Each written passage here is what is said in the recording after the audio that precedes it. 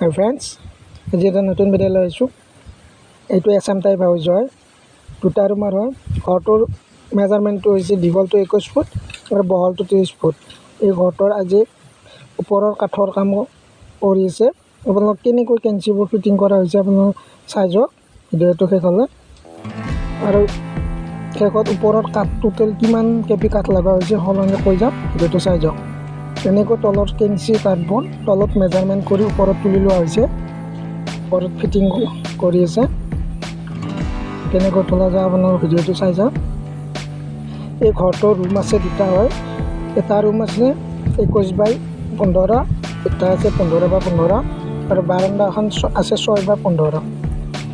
ইয়াত ঘৰটোত টোটেল কেঞ্চি হৈছে 4টা। এটা আছে টপৰ ওপৰত পাকাৰ কেঞ্চি আৰু 3টা কাঠৰ হ'ব।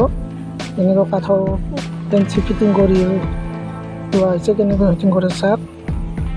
এনেকৈ ওপৰতে ফিটিং কৰি বাহিৰে মেজাৰমেণ্টটো কৰা হৈছে, বাহিৰে ৰখা হৈছে।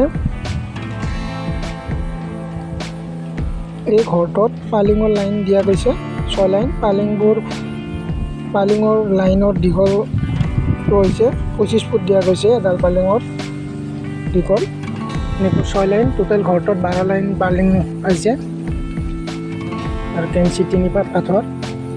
এই টোটেল কাঠত ওপৰৰ কাঠত 28 কেপি কাঠ লগা হৈছে আৰু এপাত কেঞ্চিত 3.5 কেপি হৈছে। একপাত কেঞ্চিত 3-4 কাঠ দিয়া গৈছে। ইয়াত 1 কেপিত দাম লোৱা হৈছে 1050।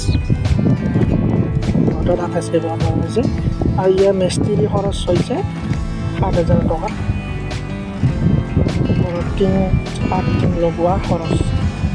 ইয়াত টিং ডাইনাৰত দিয়া যাব। টিং কেনেকৈ ফিটিং কৰা হয় অন্য এটা ভিডিঅ'ত আপোনালোকক দেখুৱাই যাম। ঘৰটোত টিং খাব 20খান টিং খাব। টোটেল এটা চাইডত 10খানকৈ খাব আৰু 3 ফুট টিং হ'লে এটা চাইডত 10খান খাব। 21 ফুট হ'ল দীঘল হ'লে ঘৰটো আৰু 3.5 ফুট হ'লে 10খানৰ কম খাব। এতিয়া 3 ফুট টিং দিয়াৰ কাৰণে 10খান টিং লগাইছে। আউলাটো 2.5 ফুট দিয়া যাব বাহিৰ চাইড ফ্ৰণ্ট চাইডত।